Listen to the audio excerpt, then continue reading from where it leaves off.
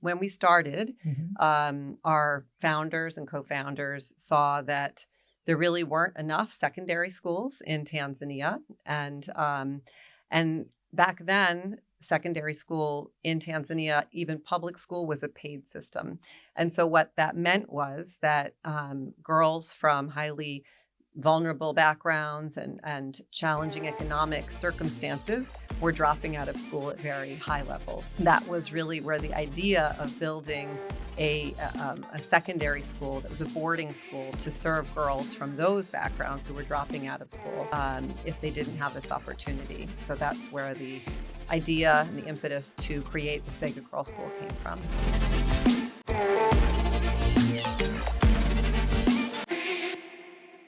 Hello, this is Ravi Sarathi, and this is the International Business Today podcast series.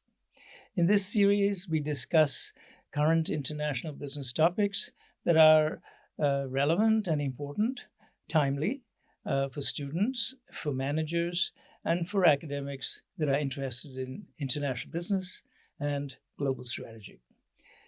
We try to focus on international business from the perspective of the company, the multinational, other kinds of organizations such as government organizations, schools and universities, nonprofits, and countries, nation states. Today, we're going to look at a nonprofit organization and how it navigates the world of international business. My guest is Laura de Domenicis. She's the executive director of Nurturing Minds. She has a deep and extensive background in international development, and her current position as executive director of Nurturing Minds, she's been working in Africa, specifically in Tanzania. Laura, welcome to our International Business Today podcast series. Thank you so much. I'm so happy to be here. Yeah. I like the name Nurturing Minds. I think it's intriguing and communicates, brings up a wealth of possibilities, ideas in people's heads, at least for me, when I hear the name Nurturing Minds. So tell me, how did the name come about, and what do you hope it suggests to people when they hear the phrase Nurturing Minds? So we started 16 years ago, and,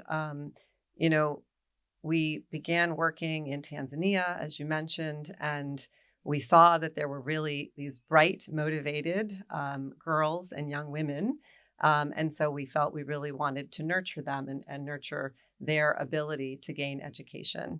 Our goals are really to provide holistic, quality education and also to provide life skills to the girls and young women, and entrepreneurship skills so that they could reach their full potential and ultimately lift themselves out of poverty.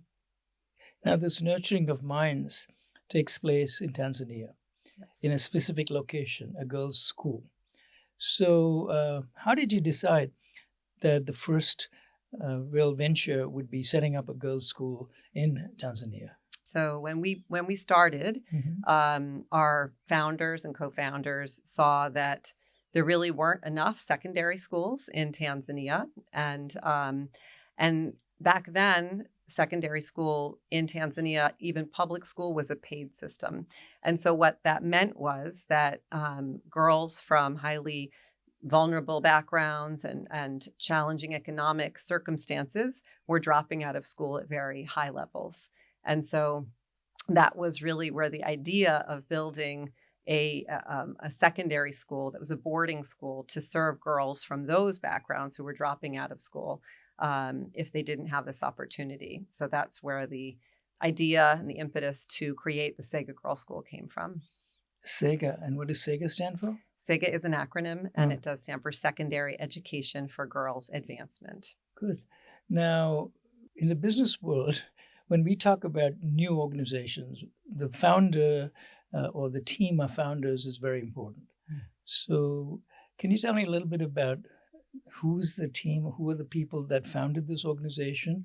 Is it people from the US or people from Tanzania? Or a group from both countries? Yeah, a little bit of both is the answer. So, um, in Tanzania, Sega was co-founded by an American woman, Polly Dolan, who had been living and working in Tanzania for many years, primarily for Care International. And she founded Sega with her Tanzanian colleague, a gentleman named Blastus Mwizarubi. So they both worked for Care, and they were out there and seeing that there were girls dropping out at high levels, which is why they decided to create this organization and ultimately the first thing was to build a school. In terms of on this side, Nurturing Minds, Polly reached out to her sister, Tracy Dolan, and they created Nurturing Minds as the U.S. entity, the 501c3 on this side, really with the goal of raising funds and awareness and providing some technical assistance to our partner organization, Sega. So you, Laura, you joined somewhat later. And if Actually, so, how did you become interested in Africa and in education as a channel for economic development and changing people's economic futures? Yeah. I actually joined very early on as a volunteer and board member, but I was always interested in poverty alleviation from a young age. I'm not sure where that came from, if it was that I did have a privileged background and it didn't sit well with me that there was such inequity in the world. So from a young age, I would volunteer at soup kitchens and homeless shelter. I actually worked at the Pine Street Inn right down the road. That's right. It was my first job out of college. But ultimately, I was just very drawn to international causes and economic development and to the continent for some reason. And so I did go on to do my master's in international economic development at Columbia at SIPA, the School of International and Public Affairs, to get some more theoretical grounding and some real on-the-job experience as well, as that took me to Tanzania and to Zanzibar, where I worked with Polly. That's where I met Polly many years ago. And so 16 years ago, when she started this organization, she reached out to me to get involved from the beginning. Yeah. Zanzibar is an island, isn't it, off the coast of Tanzania? Yes, it's an island off the Sounds coast. like a beautiful location to start out. It is very beautiful. Yeah. Now, what was it like when you first started? Just the very first year, finding young girls, women, picking or choosing who would come to your school, getting staff, getting teachers, perhaps a principal. There's a lot of steps involved when you are first starting an organization, a lot of minutiae. So do you want to talk a little bit about that? Yeah. So those early years, we didn't have funding yet, of course. So Polly did use some of her own money to actually purchase land. She purchased 23 acres of land, and the local community donated 7 acres. And so that was great, but we didn't have any buildings on that land yet. So we started in a borrowed classroom that we renovated that was attached to a local primary school down the road from the campus where it stands now. And we started with having 30 girls in this borrowed classroom and essentially hiring one teacher who was a headmistress, but who taught them. And then at that time, they were day students. So and they were all girls who had already dropped out of school and in some instances had been out of school for a few years. And so a lot of them had already suffered a lot of the pitfalls that come with having dropped out of school at a young age and already had children, for example. So a lot of that has changed as we've moved on and grown. But those first 30 girls that were there, were some of them as essentially high school freshmen, were 17, 18, 19 years old. Yeah, so it's quite different than it is now. And how did you pick? Anybody could come, or did you have to be selective? They did select them. They did their outreach then, which is not so different, but using local street leaders.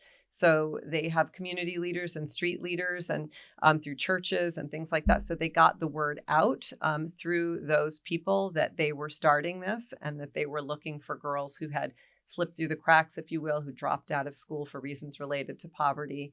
And then they still wanted those girls who were, bright, highly motivated to stay in school, but from challenging circumstances. And so they did have to, and they do today, still have to take an exam.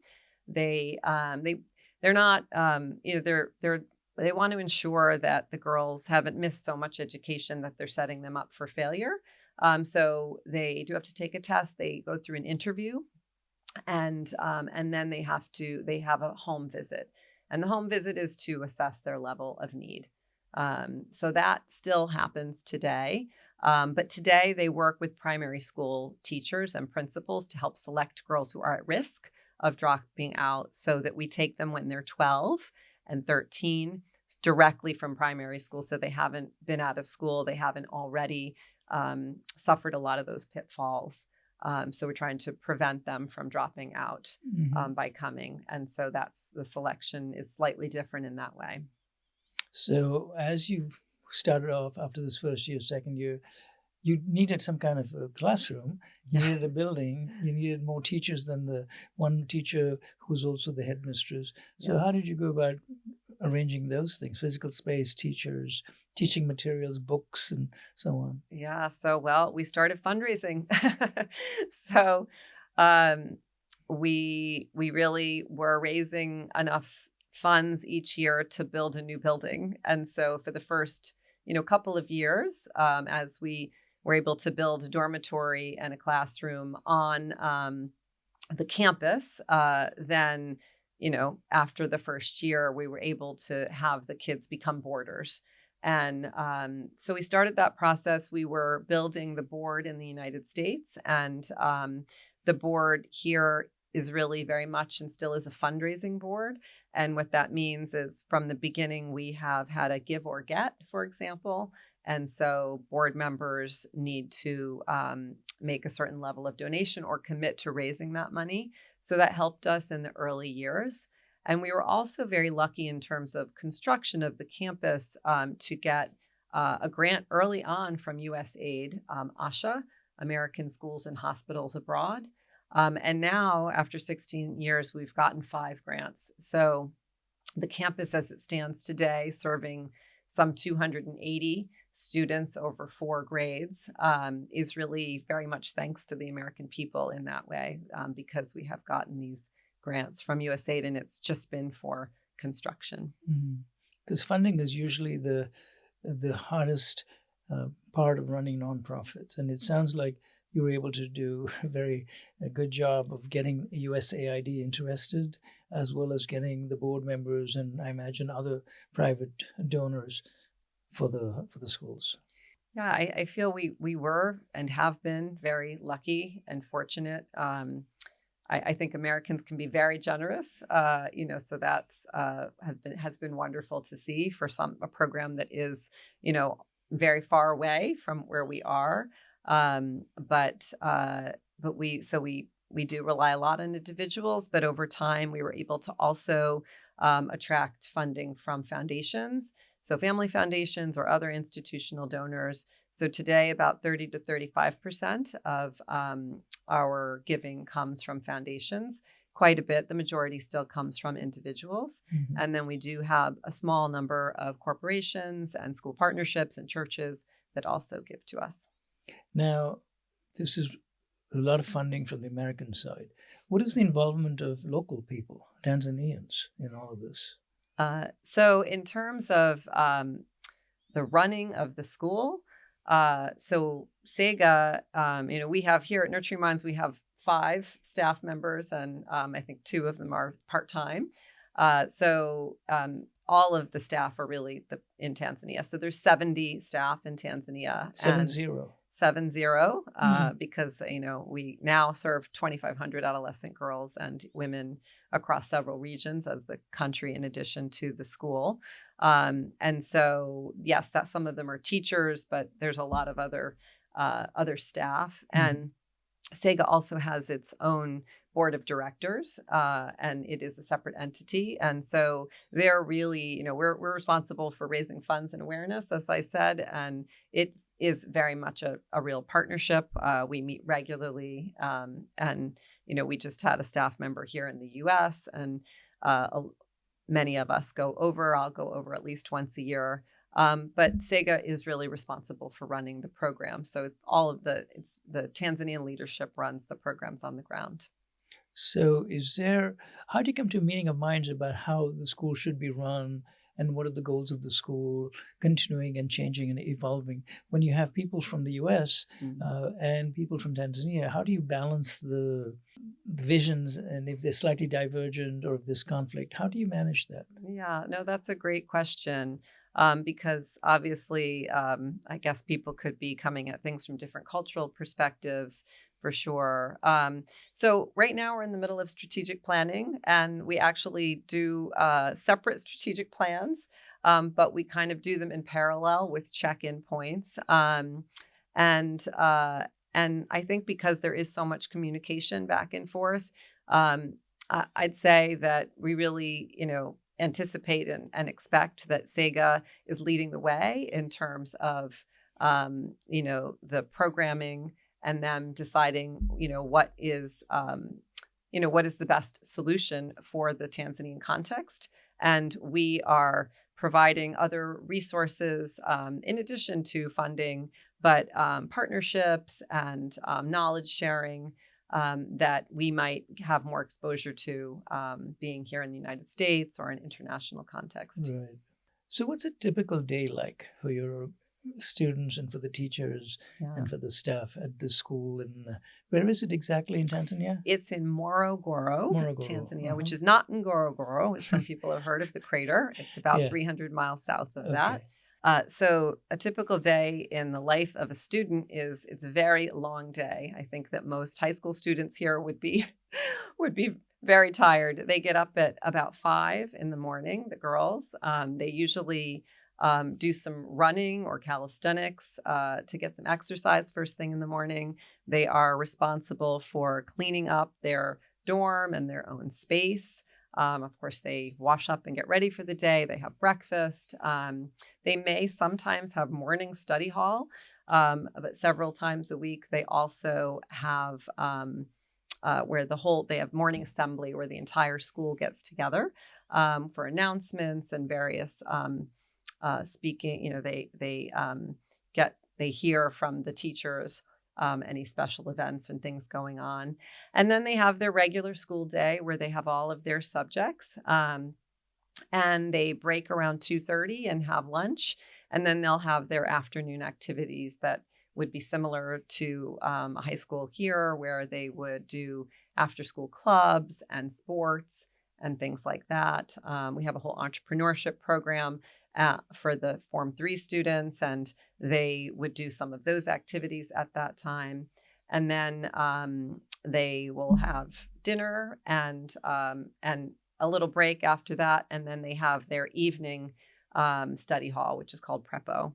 And the lights out are, I think, about 10 o'clock at night. And the teachers also live on campus, or they come and go? No, not many of them do. The headmistress lives on campus. There's been certain positions over time where they have had housing. But no, the teachers they come in the morning on a bus and they leave in the afternoon, I think around 4, also on a bus. Now, I can't imagine a nonprofit without volunteers. Yeah. So what is the role for volunteers in your organization? Are they mostly from the local community in Morogoro or also Americans? We generally have lots of American volunteers. If there are volunteers from the local community who are interested in volunteering, that could happen as well. But we have had a long-standing tradition of having Americans volunteer or do internships. In fact, one of our first interns many years back was a Northeastern student named Dana Droller. And we still keep in touch with her. She was meant to go over for about 5 months, and that was her commitment. And she stayed for 4 years. So she did an excellent job, and we loved having her. And we do today, because of visa requirements. We usually have 3-month internships for Americans, and they can be, they can be students, or they can be. We have a retired physician from Newton right now who is there for 3 months, teaching English to our youngest students, who are just about to enter secondary school. But we also have two more organized opportunities for larger groups of volunteers to come in. And that has been just tremendously beneficial to the students, and to us as organizations. So we have a STEM program we run in June every year, and we are accepting applications for that now. I mean, volunteer application. Volunteer applications, yeah. To teach STEM To subjects. teach STEM subjects. We're really, in that case for STEM, they're there on campus for about a week, in country for maybe 10 days. But we're trying to get the first year students or freshmen excited about STEM subjects. So they're doing experiments. They're getting engaged on a hands-on basis to really see that it can be a lot of fun.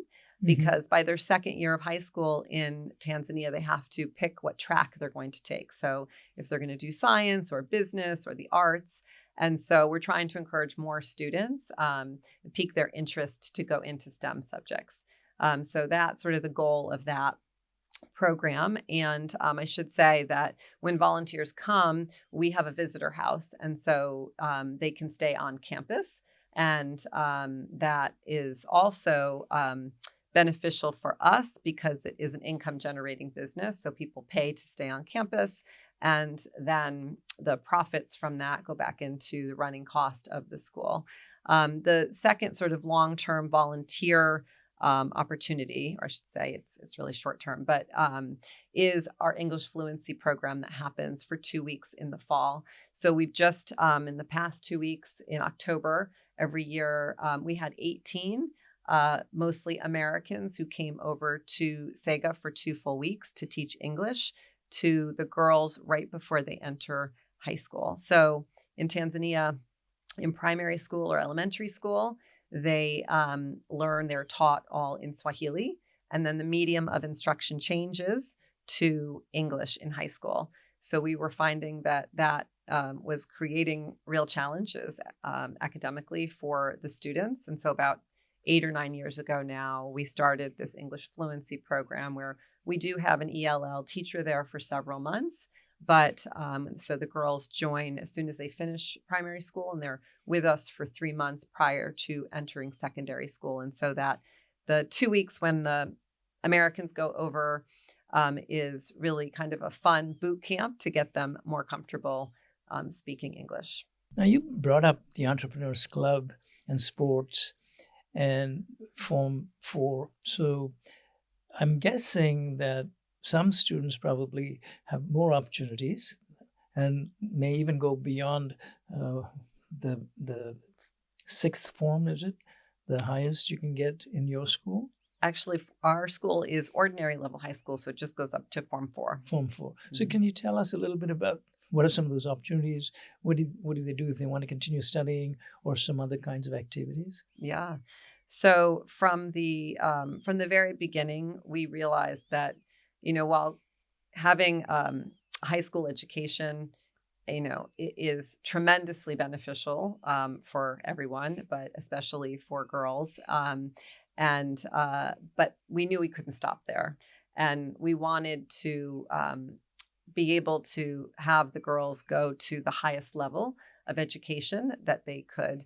So from the very first year that we had graduates, we decided to begin to build a continuing education scholarship fund. In the early days, before we had this English fluency program, the girls were graduating at high levels, but they were getting kind of C's and D's.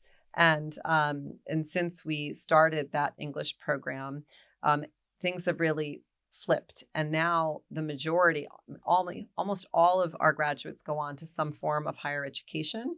That could be vocational training, but that's a pretty small number. So today they mostly will go on and get certificates and diplomas. The vast majority do advanced level high school or A levels, which is that form 5 and 6. So it's based more on the British system. And then now 70% of our graduates go on to university. And that is compared to 3% in Tanzania of both boys or girls or men or women. So they're doing phenomenally well. And so that presented a very good challenge for us that we now have 270 girls a year at any given time, all told, who are needing support in some level of higher education. And we've committed to really supporting them through university. So it sounds like not only did you realize the need for these new opportunities, but they're working out quite well for the school and for the girls. Yeah, we're very proud of the girls and how hard they work. Most of the girls who come to the Sega Girls School are the first girls in their families, sometimes the first people in their families to go to high school. And so many of them now are actually even going on to university. So it's definitely a real game changer. Yeah. Now, I think in our conversation, you mentioned something about some of these girls actually coming to the US and staying here for a short period and being almost like ambassadors for the program. Yeah. So usually once a year, we will have 2 or sometimes 3 of our graduates come over for usually around a month. And they have for them to come for a cultural exchange, but also to become ambassadors. So they do come and meet some of our supporters and talk about their experience and how transformative it has been through the programs that they have experienced. Yes. So where are you today as an organization? How long is it since you started? About? Yeah, this is our 16th year. We're just finishing our 16th year. 16. Yeah. And how would you characterize, where you are as an organization? Yeah. I guess I still can't believe how far we have come from that, situation where we had 30 girls or young women in a borrowed classroom to today serving 2,500 adolescent girls and young women over 4 different programs. And now we're, as I mentioned, starting strategic planning for the next 5 years. So it's exciting to see the impact and the growth, and to think about, what other, where we're going next, and how else we can continue to serve the young women that we're helping. So you would say, if you were to assess your performance, that it's mostly good.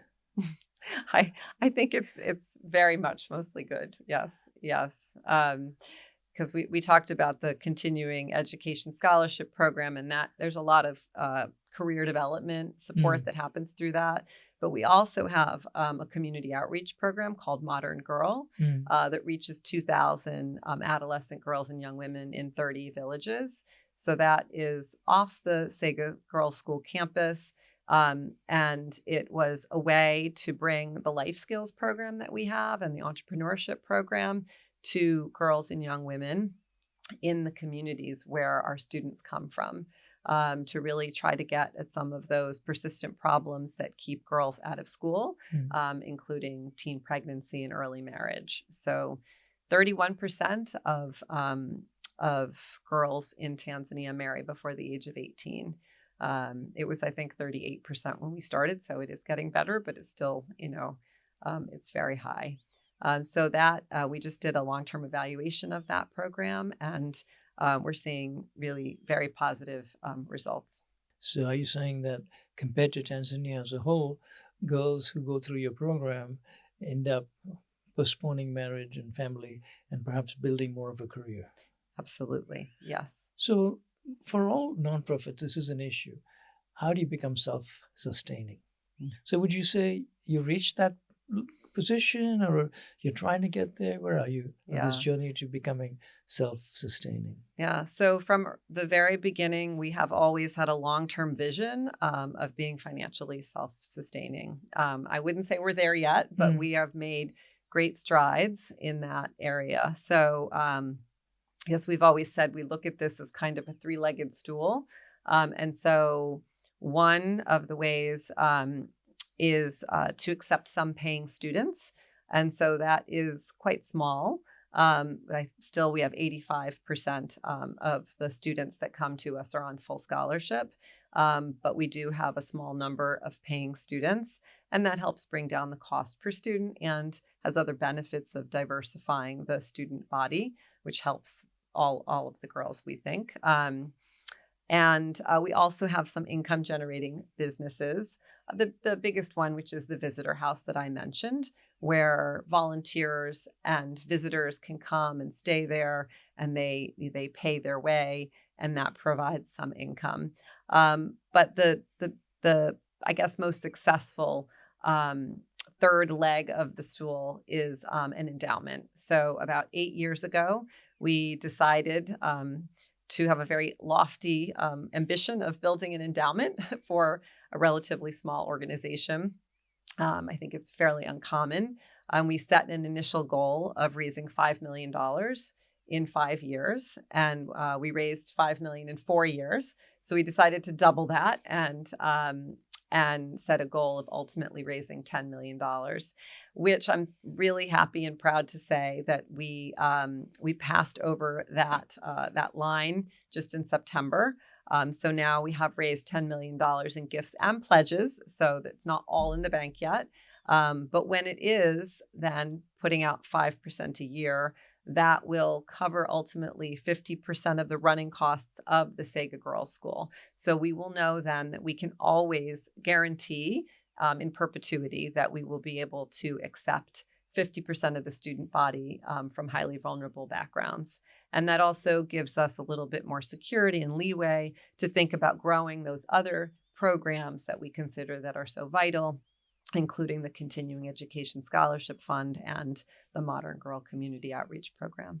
I was going to ask you, what are your proudest accomplishments? But it sounds like one of them is becoming very strongly self-sustaining with a good endowment that can guarantee that at least half of the girls who come there will get a full scholarship for all the time that they were there at the school. Yeah, that's definitely up there. And what else would you say are your major accomplishments? I think the English fluency program that I mentioned, that really was transformative in terms of the outcomes for the girls graduating from the high school itself, because their grades really flipped in terms of their national exam scores, which gave them so much more opportunity. That's a big deal in Tanzania, what your NECTA score is, and that really helps open opportunities for them. And the last thing I would say is having an environmentally sustainable campus. So from the beginning, we're also just very mindful that that was important to us. And so we have organic gardens, and the girls learn all about organic gardening in their first year of high school. That provides about 42% of the produce to the school. The school is all run on solar power, and we also have a rainwater catchment system. And they compost and recycle and things like that. But those are all things that are really important to us. So in addition to the financial sustainability, we've always been very mindful of the environmental sustainability of the school as well. And then these girls will take these practices back with them, and they'll continue to be focusing on composting and being sustainable, trying to use renewable energy and so forth. Absolutely. And there's been a lot in recent years talked about of this strong connection between girls' education and the positive impact that it has on climate change. What about missteps? I'm sure in an organization that's 16 years now, you've had a few missteps. What did you learn from them? Yeah, I'm sure we have had lots of missteps over time, but I think that the beauty of having a relatively small organization is, a lot of it I feel like has been learning by doing.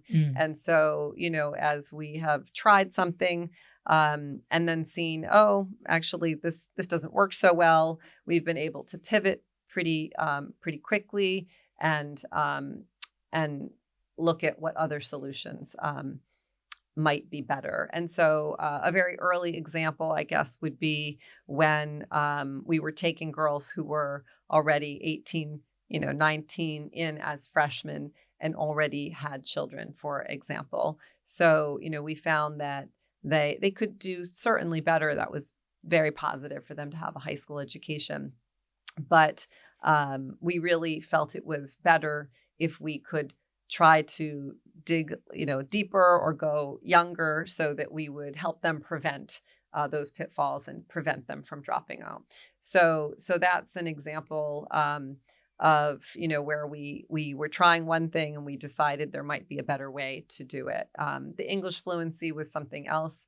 We realized early on that after 4 years of high school, they really still weren't speaking as fluently as they should be in order to do very well academically. And so, we instituted that and changed a lot of the rules, became an only English speaking campus.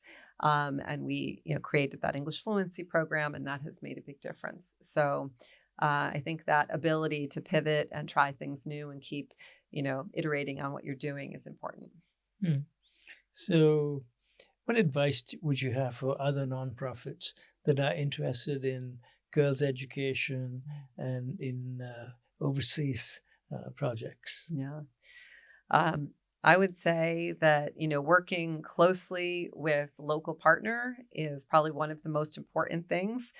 We have had an incredibly strong partner in SEGA in working closely with Tanzanians who have a vision for what they want their future to look like. And they know best culturally, they know the context, they know the government, they know the laws. And so we're really there to support them in reaching their goals. Yeah. Thanks. This has been a great conversation. Thank you, Ravi.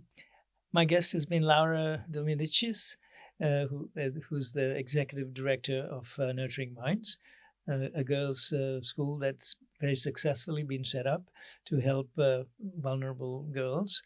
And the outcomes, as you've just heard, have been great. I'm Professor Ravi Sarathi. I'm a professor in the Department of International Business and Strategy at the Demora McKim School of Business at Northeastern University. I hope you've enjoyed this episode of our International Business Today podcast series. We've done about 35 or 36 episodes thus far. They're all available on a variety of channels, YouTube, Apple, Spotify, etc. And we hope you continue to watch them. We would love to hear from you, your opinions, your suggestions for future podcast topics, and how we can improve. And if you're not yet a subscriber to our International Business Today series, subscription is free. So do subscribe to our podcast series, become a regular listener or visitor. And I think it'll be a nice partnership to hear from you and hopefully to help you learn about the world of international business. We look forward to seeing you again on another future podcast episode. My guest has been Laura Domenicis at Nurturing Minds, and I'm Ravi Sarathi.